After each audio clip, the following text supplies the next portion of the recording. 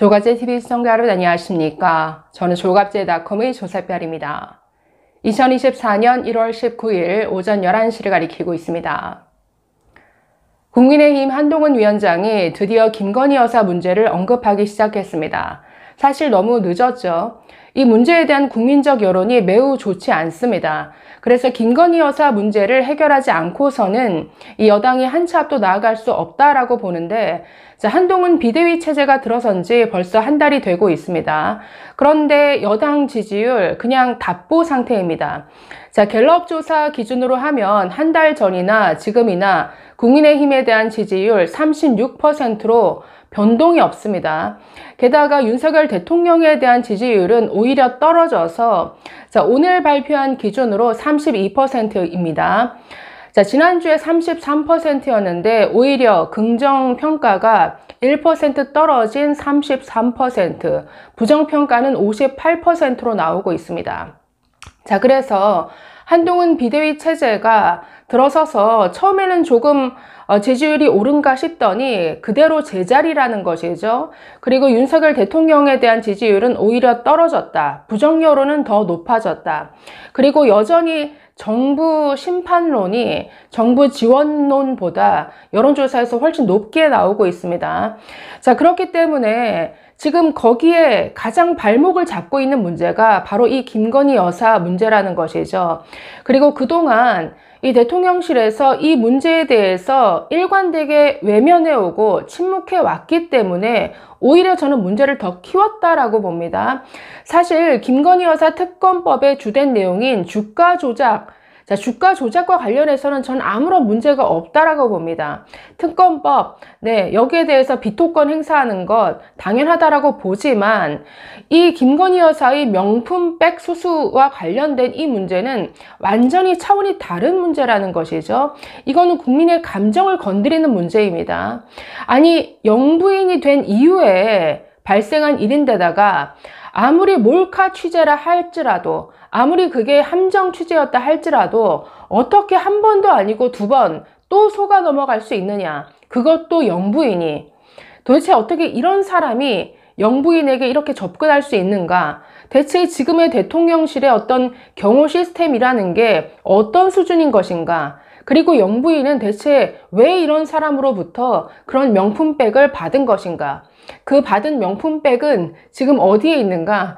그러니까 이런 어떤 의구심이 쏟아질 수밖에 없는 이런 문제인데, 그동안 여당과 대통령실은 이 문제를 철저히 외면해 왔습니다. 그런데 더 이상 외면할 수 없는 이런 상황이 온 것이죠. 어제 한 행사장에서 기자들의 질문을 받고 한동훈 위원장 이렇게 답했습니다. 그 문제는 기본적으로 처음부터 계획된 게 맞다. 그러니까 처음부터 계획되었다라는 것은 영부인에게 잘못된 방식으로 접근한 함정 취재였다, 몰카 취재였다 이 얘기죠. 그렇지만 전후 과정에서 분명히 아쉬운 점이 있고 국민들께서 걱정하실 만한 부분이 있었다고 저도 생각한다.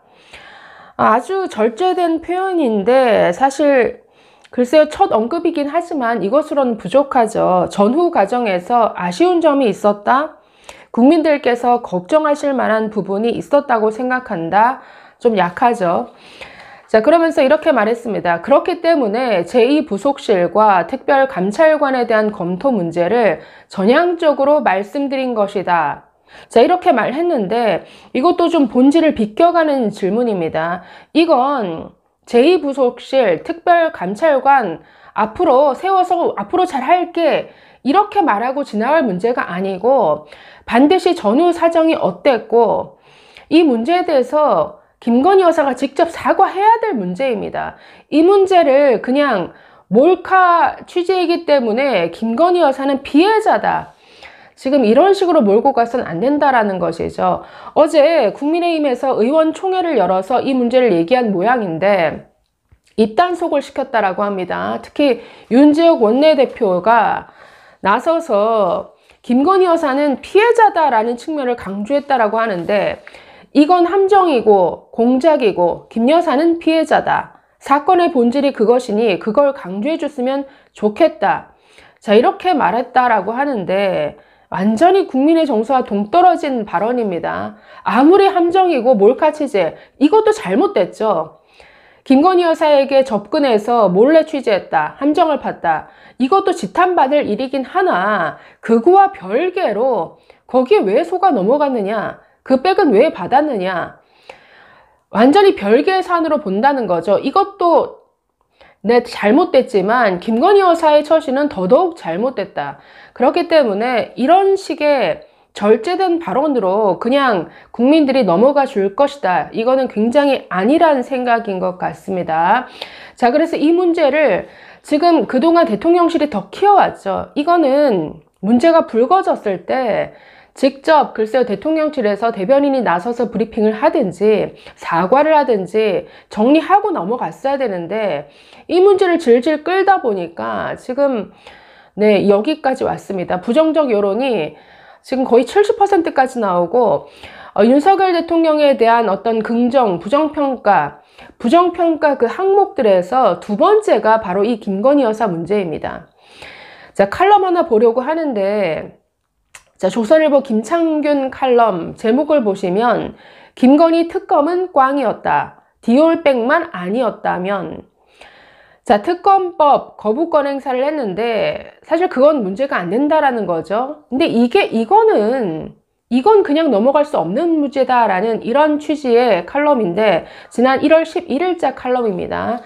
이게 정리가 잘 되어 있어서 좀 소개를 해 드리겠습니다. 자, 보시면 김건희 특검법은 도이치모터스 주가 조작에 대통령 배우자가 공모했는지가 초점이다. 2009년 말 회사 주가가 급락하자 권오수 회장이 주식시장 선수 이모 씨에게 시세를 조정해달라고 부탁했는데 계좌를 맡겼던 김건희 씨가 이 사실을 알고 협조했느냐는 것이다. 윤석열 대통령 부부가 결혼한 것은 2년 후인 2012년 3월이다. 권력형 범죄일 수는 없다. 자, 이 특검법이 타겟으로 하는 이 도이치모터스 주가 조작 사건은 사실 법률적으로나 도덕적으로나 특별히 문제될 게 없다라는 겁니다.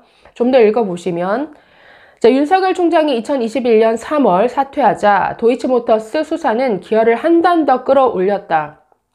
아주 집중 수사했습니다. 서울중앙지검 반부패 강력수사부의 수사팀이 다시 차려졌다. 대기업이나 권력층만 수사하는 특수부 정예부대다. 서울 남부지검 증권범죄합수부에서 금융범죄를 전담하던 여의도 저승사자들이 합류했다. 대검에서는 회계분석요원 4명을 파견받았다. 주가 조작, 공소시효 10년을 넘겼다는 지적이 나오자 제3자의 2012년 거래와 묶어서 시효를 연장하는 강수까지 동원했다.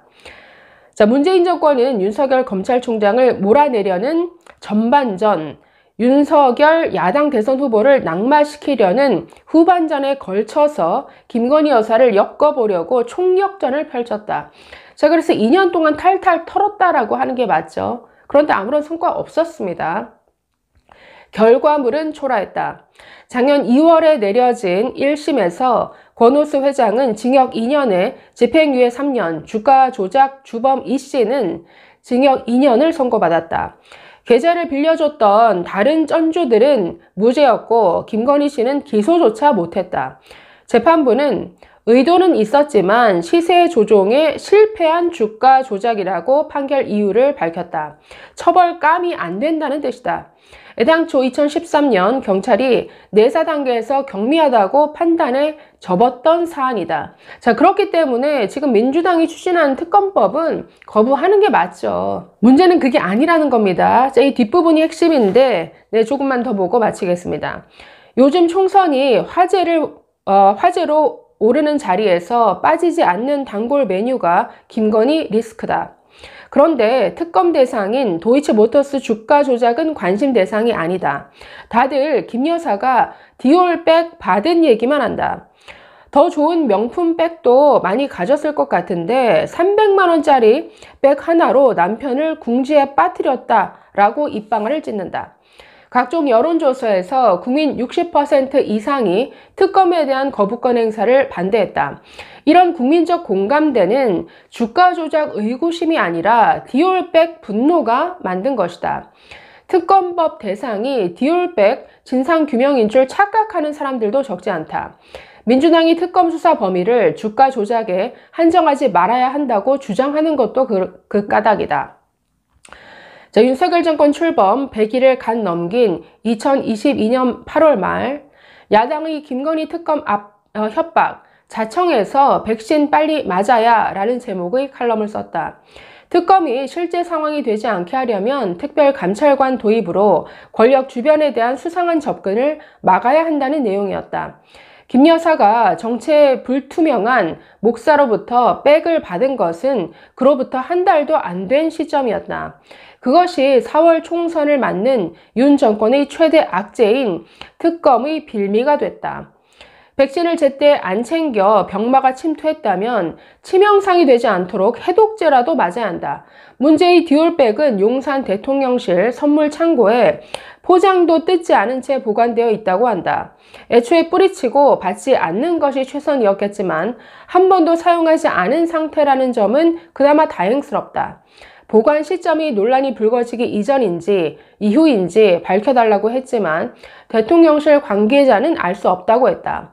어느 쪽이든 김 여사가 솔직히 밝히고 해명 또는 사과를 해야 한다고 본다. 국민이 얼마나 납득하느냐에 따라 대통령이 남은 임기 동안 자신의 뜻을 펼칠 수 있을지가 좌우될 수 있다. 지금 뒷부분이 핵심인데 결국 국민들의 부정 여론의 핵심은 디올백 분노입니다. 주가 조작에 대해서는 언론도 기자들도 국민들도 그닥 관심이 없다라는 것이죠.